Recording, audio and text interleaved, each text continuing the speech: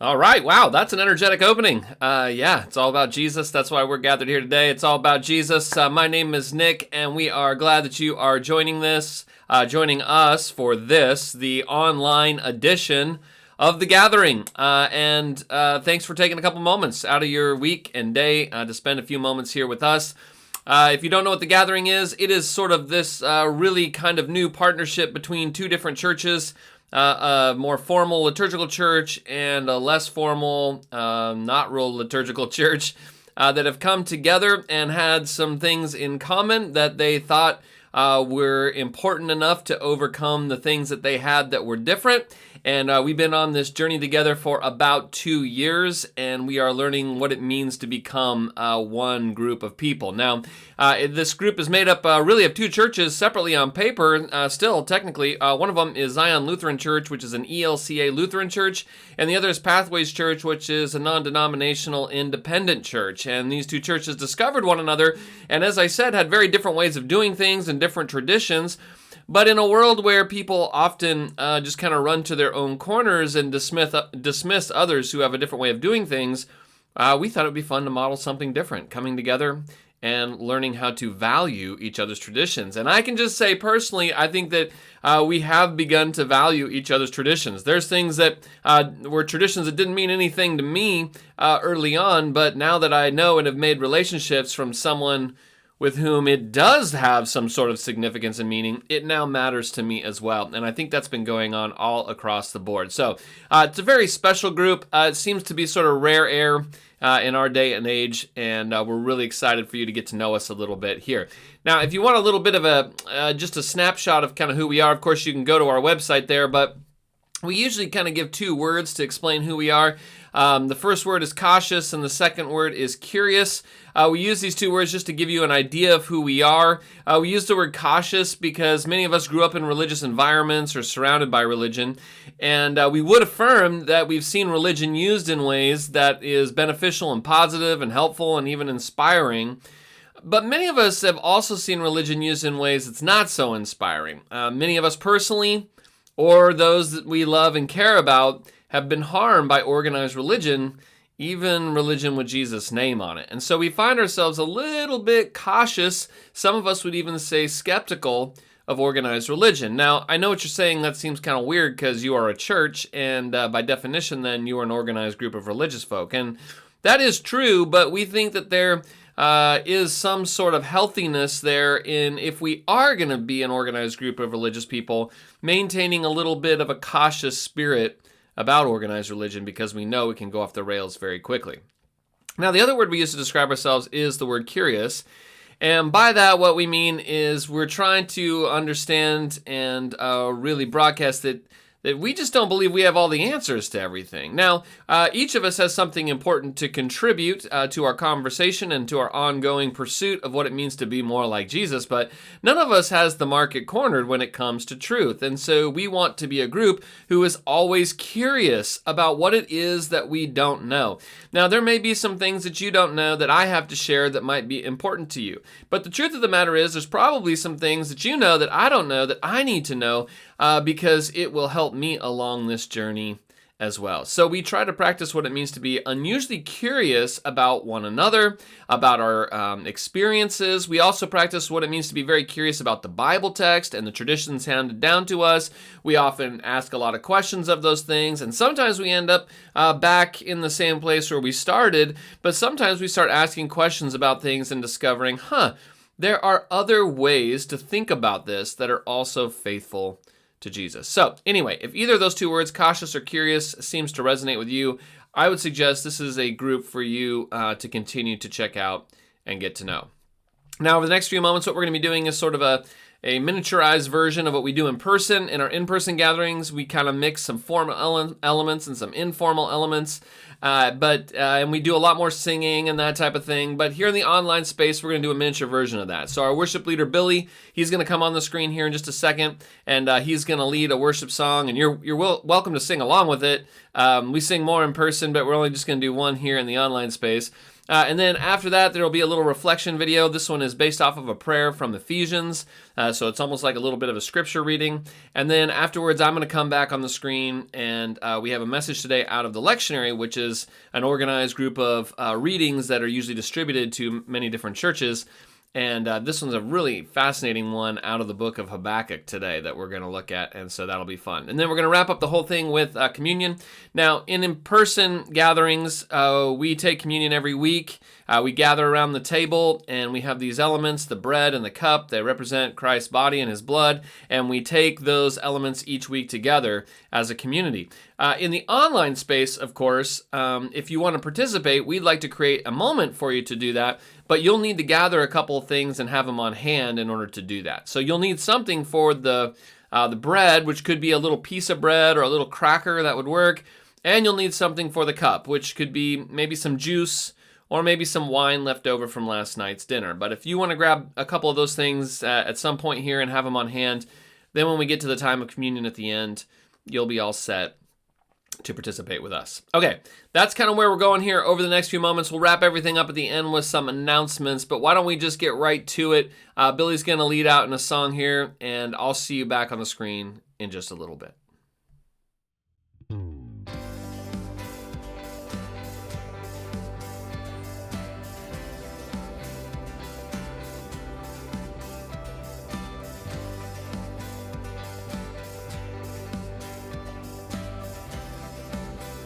Together, who breaks the power?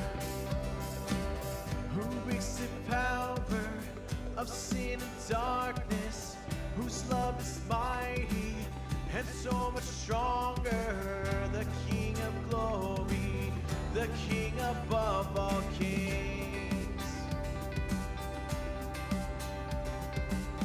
Who shakes the whole earth with holy thunder?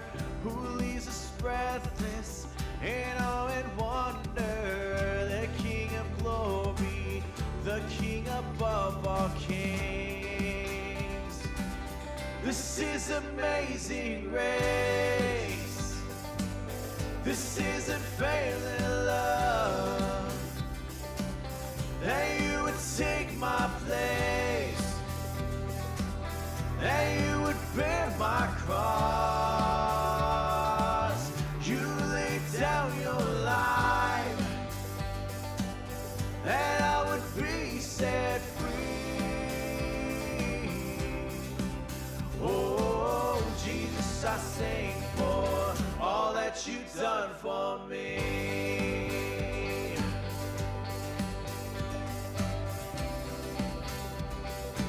Who brings our chaos back into order?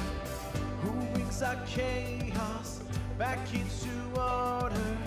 Who makes the orphan a son and daughter? The King of glory, the King of glory. Who rules the nations with truth and justice, shines like the sun in all of its brilliance. The King of glory, the King above all kings. This is amazing grace. This is a failing love, that you would take my place, that you would bear my cross. You laid down your life, that I would be set free. Oh, Jesus, I sing for all that you've done for me. Worthy is the Lamb who was slain. Worthy is the King who conquered the grave. Worthy is the Lamb who was slain. Worthy is the King who conquered the grave. Worthy is the Lamb who was slain. Worthy is the King who conquered the grave. Worthy is the Lamb who was slain. Worthy, worthy, worthy, yeah. This is amazing grace. This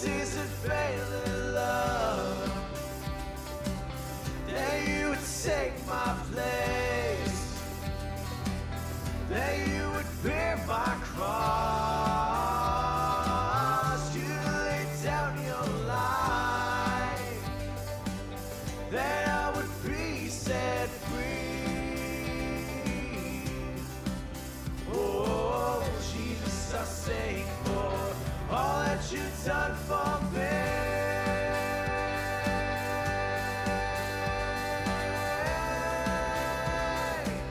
All that you've done for me.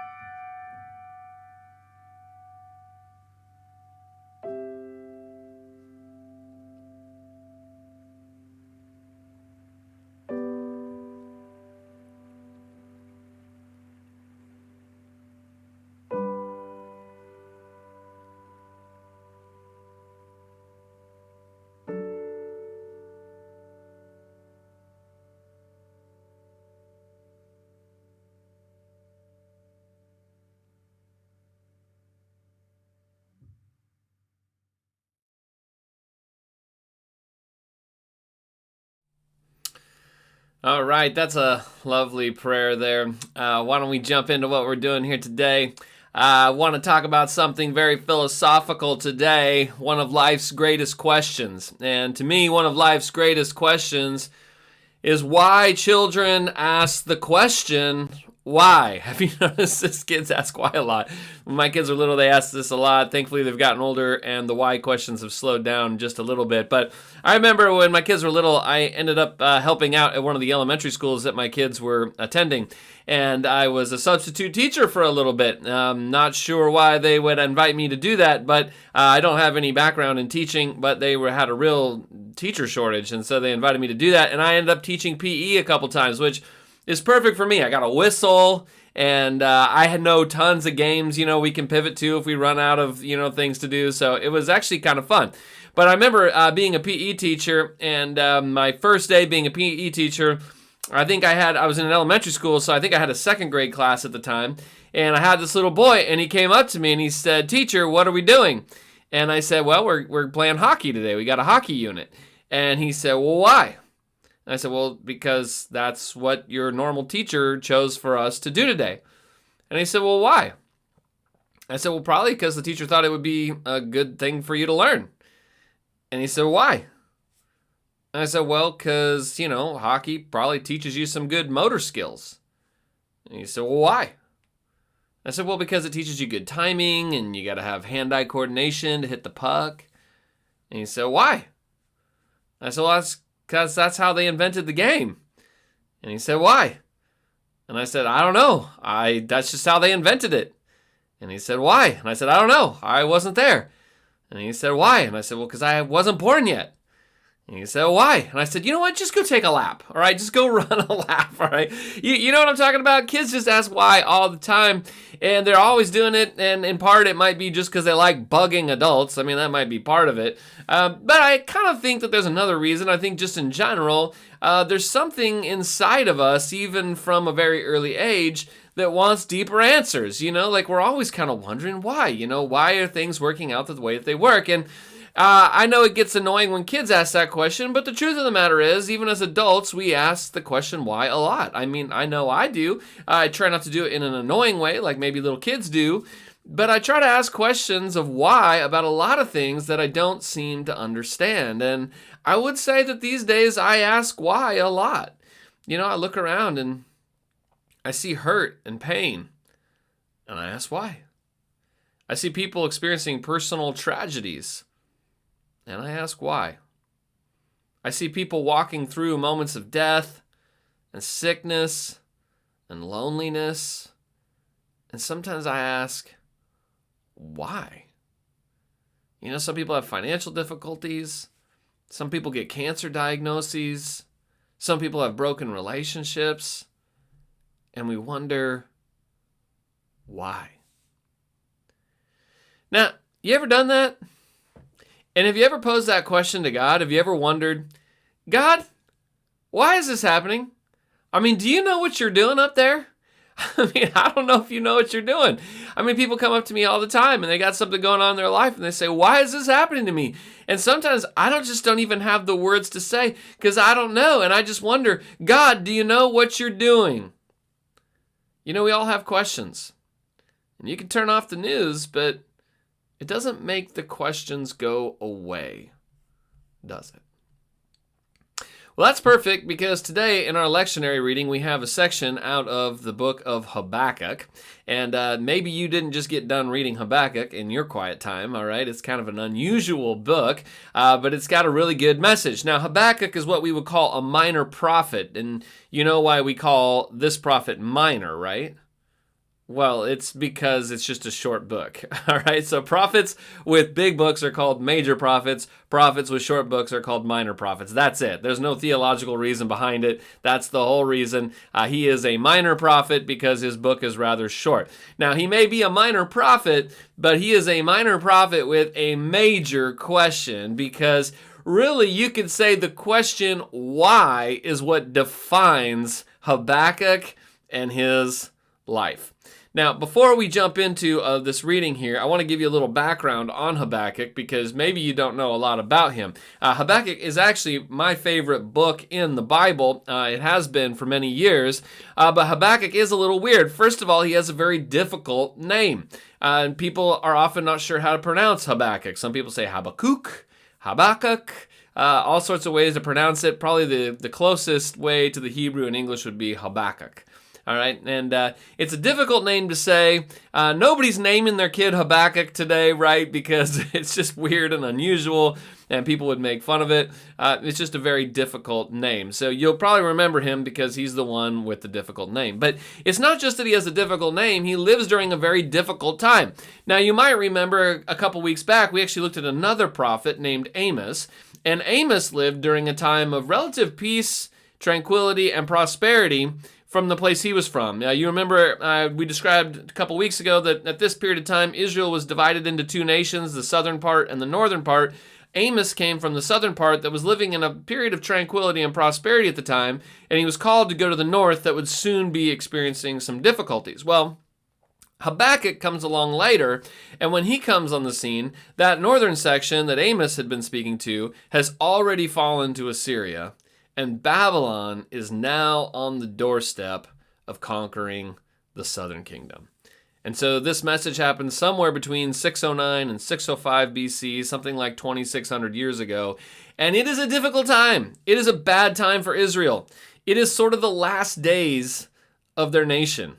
Society is unraveling. It's coming apart at the seams. And there's a lot of injustice happening at this time.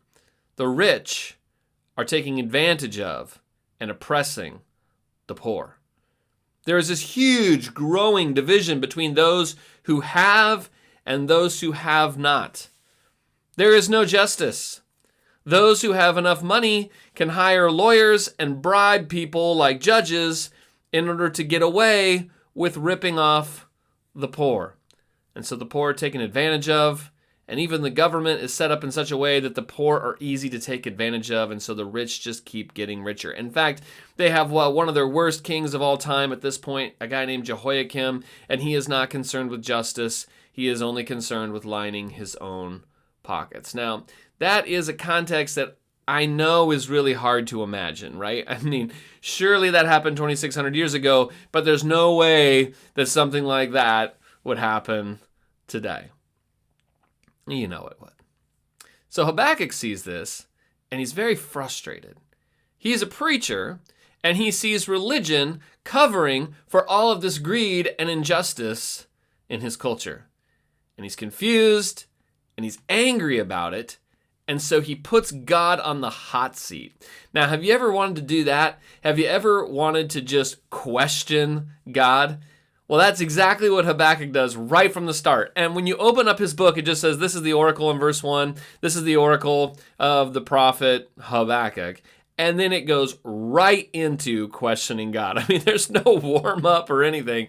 It's just full on putting God in the hot seat from the very beginning. Now, Habakkuk's got two big questions, and we see the first one right in verse 2, the beginning of the book, all right? He says, "O Lord, how long shall I cry for help, and you will not listen? Or cry to you, violence, and you will not save?" Right here, we see the very first question. This is the first words out of Habakkuk's mouth, and his very first words are a question, and the question is, how long? How long? He's got two big questions here, and the first one is how long? And have you ever wondered that? Have you ever wanted to ask God, how long? How much more of this? How many more of these things have to happen? When is all this bad stuff going to stop? I mean, the question is how long? And I don't know about you, but that's a question I've asked a lot recently. Now, the question here is a question of duration. Because when things go wrong, you might be tempted to ask this too. Whether it's a personal crisis or financial difficulty or some sort of physical pain, or even when it's your society unraveling, we want to know, how long is this going to last? Especially when we are exhausted and overwhelmed, and we are just hoping to see some sort of positive thing, some hope on the horizon. How long do we have to wait until things start to turn around? Now, that's his first big question. But the second big question that he has is probably the primary question of the book, and that is why? Why are these bad things happening? So we see that in verse 3.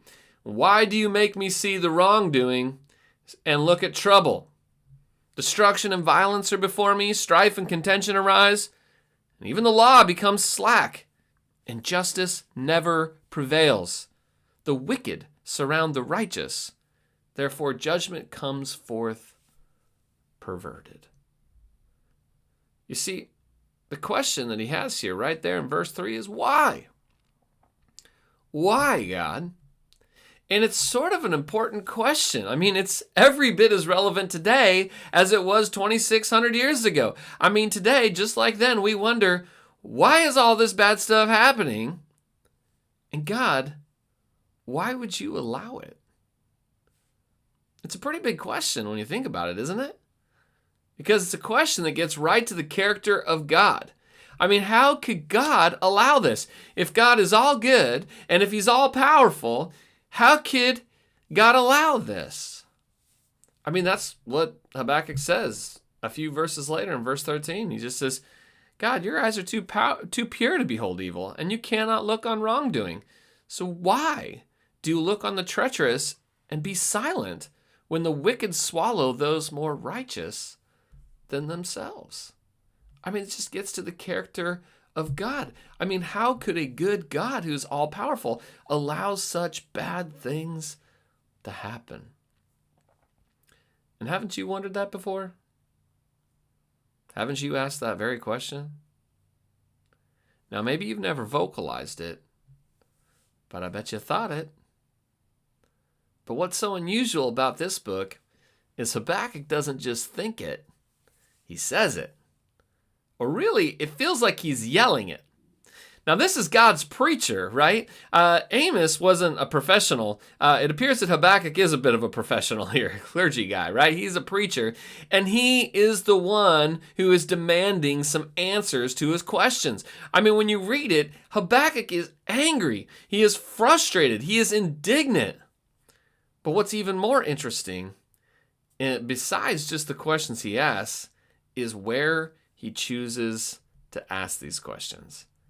And we get that in chapter 2, verse 1. Habakkuk says, I will stand at my watch and station myself on the ramparts. I will look to see what he, that's God, will say to me and what answer he will give to this complaint. Now Habakkuk says, I've got a gripe with you, God. I've got a complaint. I don't think you know what you're doing. And so he comes to make this accusation at God. But catch this part here. It says he climbs the ramparts, all right? And so what he's likely doing here, he's likely in the city of Jerusalem that is a walled city, all right, that has some lookout towers. And so he goes to apparently the tallest tower. He's going to go up to the tallest tower in the city, I assume, to get just as close to God as possible, because he wants to get close to God's face and just wag his finger in God's face and say, I'm not leaving until I have an answer. Now that's pretty bold, isn't it? That's pretty crazy. You get right in God's face and question him. What's even more crazy is that God doesn't strike him dead. Apparently, God can handle that type of questioning. That might be an important thing to recognize right here, that God is big enough to handle our frustrations and our disappointments and our most honest questions. So if you've ever wanted to yell at God, well, this is your book. I mean, Habakkuk is your patron saint, all right? And it's why Habakkuk has been my favorite book, because I often need the honesty that he demonstrates. But what if God replied? Now, that's never happened to me. I've yelled at God plenty of times when I was angry and frustrated. But what if God replied? Well, that's exactly what happens in Habakkuk. Chapter 2, verse 2, it says, Then the Lord replied. Now, just let that sink in for a minute. I mean, he is yelling his questions at God, and God actually responds. He is going to give a reply to Habakkuk's question of why. Then the Lord replied, Write down the revelation and make it plain on tablets, so that a herald may run with it. For the revelation awaits an appointed time. It speaks of the end, and it will not prove false. Though it linger, wait for it. God says, all right, Habakkuk, I'm going to answer you. And I want you to write it down. In other words, I don't want you to forget this one, okay? Write this one down. I'm going to reply to you. And you don't even have to keep it to yourself. You just spread it around. You tell everybody, it's my answer. It's the answer to human suffering. And it's right here in Habakkuk chapter 2. God's reply to the question of why. Haven't you always wanted that? Haven't you always wanted to hear what God would say when you ask your questions of why? Well, that's exactly what God is going to do here. And he's going to do it in the next verse, verse 4. And it's an amazing verse. It's so important, this next verse, that the Apostle Paul, when he goes to write the book of Romans, uses it as really the theme for Romans, which is kind of his Magna Carta. It's like his biggest work, right? Romans. And Paul is going to take this verse and use it as the theme of that work. Martin Luther read it, and it started his Reformation. I mean, it's the theme of Habakkuk. It's probably the theme of Romans. And some have said that this next verse is the theme of the entire Bible. And it might be true. So let's read it. Habakkuk 2, verse 4, God's big reply to the question of why. See, the enemy is puffed up. His desires are not upright, but the righteous person will live by his faithfulness. That's the answer. Right there. That is God's reply to Habakkuk's question of why. And notice he acknowledges the error of those around Habakkuk. Yep, there's a lot of wickedness around you. But then he gives him a reply. It's a reply that in Hebrew is just 3 words. Righteous, live, faith. It's an interesting reply, but it's maybe not exactly an answer. It's maybe not what Habakkuk wants, but it is God's reply to his questions of why. And since it's 3 words, I think those are 3 words that are worth contemplating. The first word is the word righteous. The word righteous, it's really interchangeable with the word just. In fact, I often think that that's a better translation of this word. Righteous is really just, your justice. In fact, every time you read in the Old Testament the word righteous, you could probably just replace it with the word justice. In the Hebrew world, you were either found righteous or guilty, right? You were justice, or you were doing what was right, or you were guilty. In Hebrew thinking, you wanted to be found righteous. The bad guys were unjust, but God is just, and his people are to be just. So part of God's reply here is, despite what is happening around you, keep on caring about justice. Don't compromise. Don't quit. Justice still matters. And sometimes I need that reminder. Now, the next big word here is live. Now, life may be the greatest gift in Hebrew thought, right? I mean, in Genesis, the idea of life is God breathes life into his people. The same word for wind is the word for spirit. He just breathes into them. And the idea of life here is not just mere existence. It's not just sucking in air or taking another breath. It's really not just being technically alive. It's really a word that's describing a dynamic life, a meaningful, significant, purposeful, abundant life. It's the idea that Jesus picks up in John 10:10, where he says, the thief comes only to steal, kill, and destroy, but I have come that they may have life and have it to the full. Is a meaningful kind of life. And it is a reminder that meaningful life is possible even when things are falling apart all around you.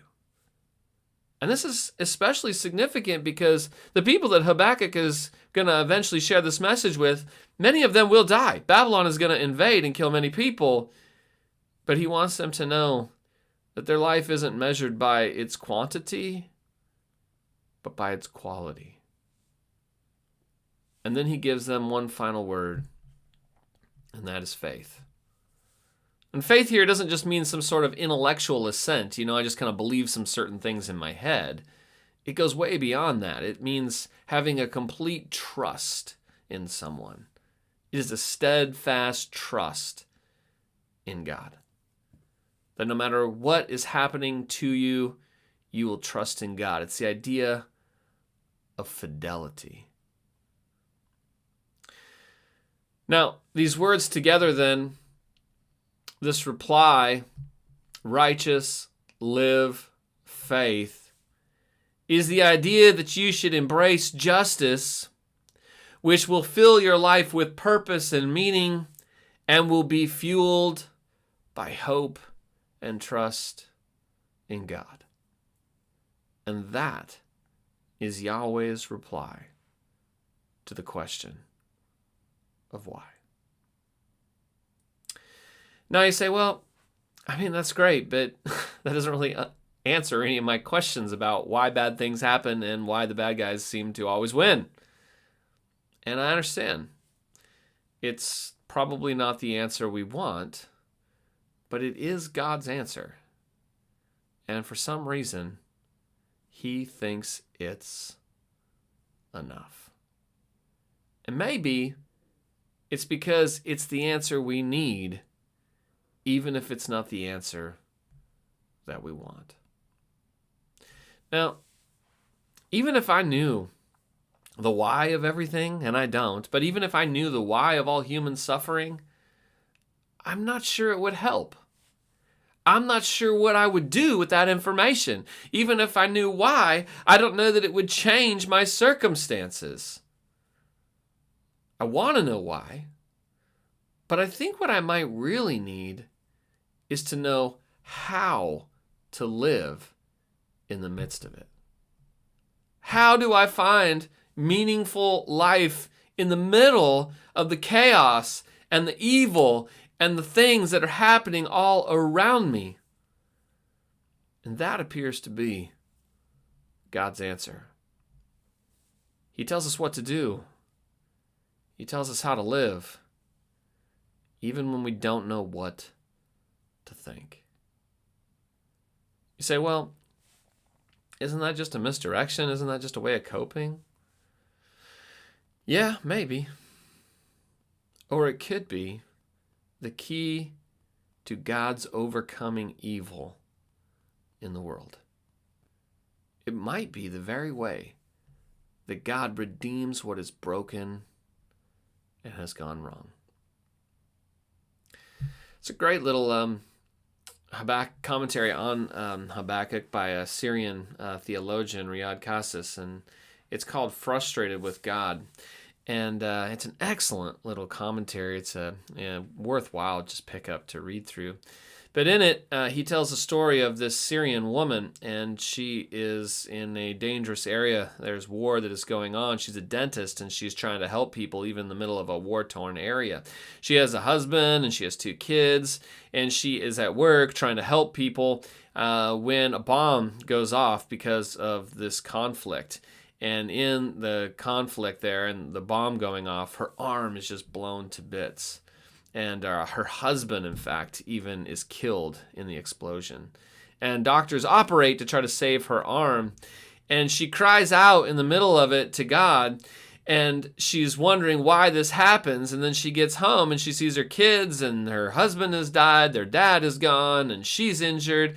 And her kids say to her, "Why did you lie to us? You said that God would protect us." But now the bad guys have won. And there's no hope. And in the end of the book, the author reaches back to Habakkuk 2:4, where it says, "The righteous will live by faith."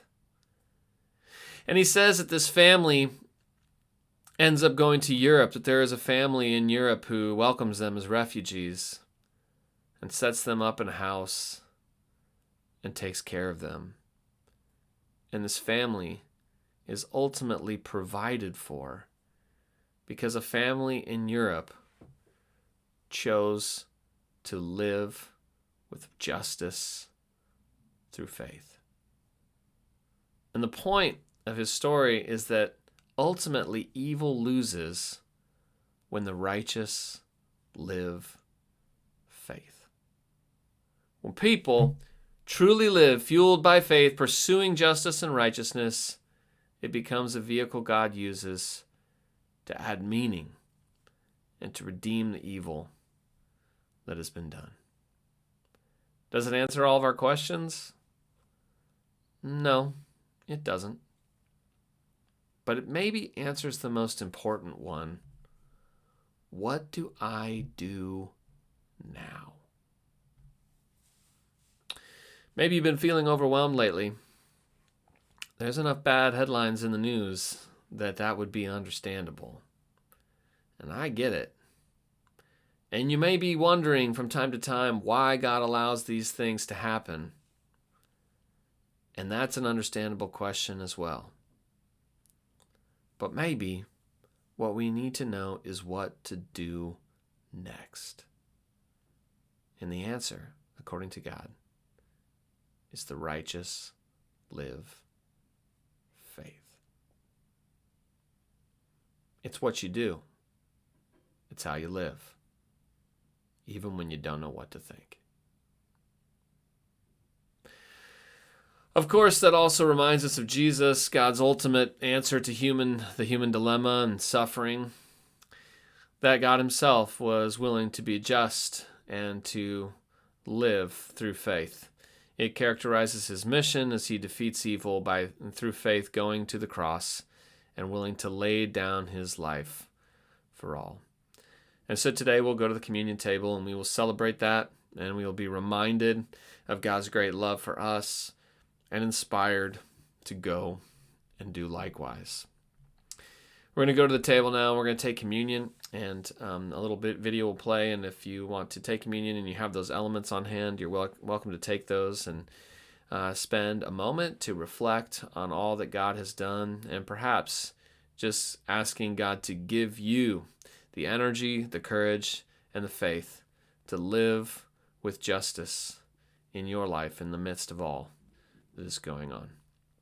Let me pray for us. God, thank you so much for our opportunity to gather around this strange prophet Habakkuk. Thank you for his honesty, for his willingness to say when things suck and to be angry about it.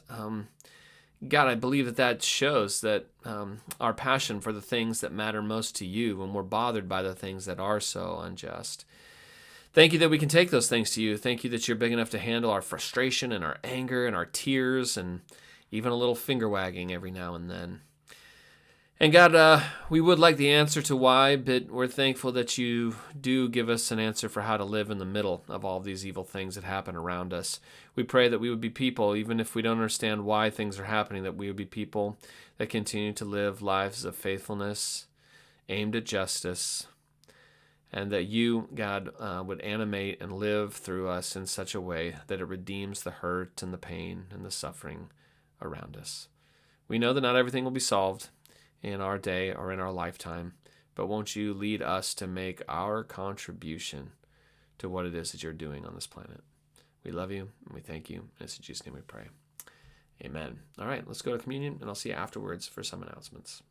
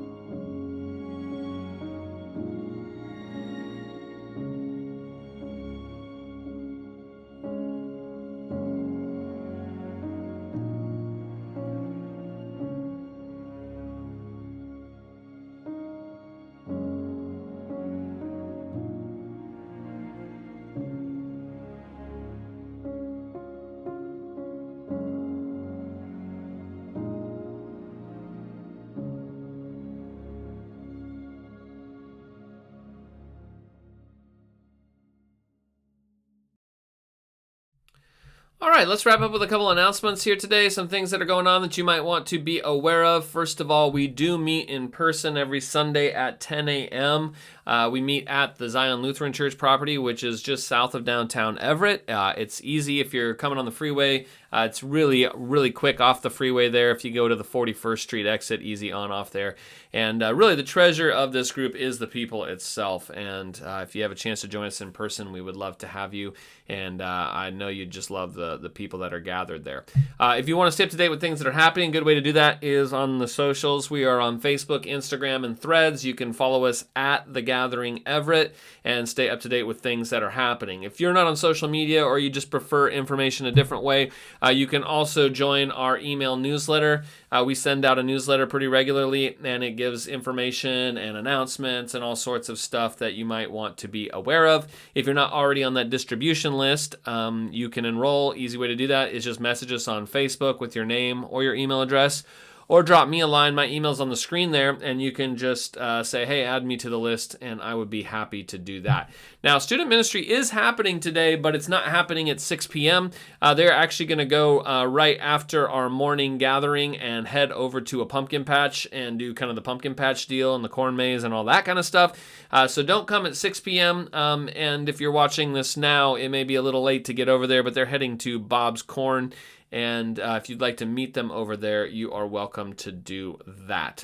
Another thing that's happening this afternoon is a pet blessing. We are joining with our friends from Trinity Lutheran Church in downtown Everett to be part of a pet blessing. Now, I've never been a part of something like this before, but as you know, many of us have pets and they become family members. And this is just an opportunity just to pray a special blessing over their health and their life this year. And so we're going to be doing that at 12:30 p.m. at Clark Park in Everett. You are welcome to bring your pet, especially if you've got one that won't run away or fly away or attack other participants. That'd be great. If you have one that you're a little concerned about, maybe just bring a picture and come on down. It's a very short little deal, a little prayer and a little kind of liturgy that goes with it. That's really beautiful, and could be kind of a special time, and just want to invite you to that.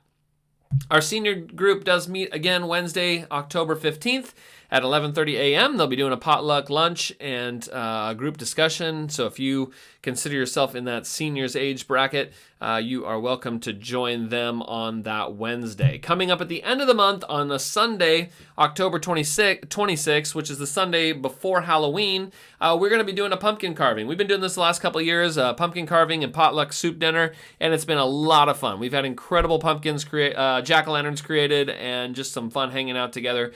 So just want to get that on your calendar. If you've got your own pumpkins by that time, that's great. Bring them down. We'll have a couple extra on hand, so in case you didn't get one in time, but if you can bring your own, that's best. If you've got some carving tools, bring those. We have a few as well, but it's an opportunity just to carve pumpkins around everybody else and just kind of have a fun time. And if you got a nice cozy soup, wow, well, this is the season for that. So bring one of those as well. And then finally, if you want to donate, you can do that online. You can go to our website at everettgathering.com/donate. There's also a little QR code there on the screen if you have access to that right now. And you can set up a one-time gift or a recurring gift, and you can support the ministry that we're doing here, and we appreciate those of you who are. Okay, that's pretty much it for today. Hopefully you're enjoying a little bit of fall weather this last week or so. It's kind of got a little rain here and there and some wind, and it almost feels like fall is on the way. And so hopefully we'll get a little bit more of that this week, I'd imagine, as well. So enjoy the season, and we will see you next week right back here. Okay, God bless you. Bye.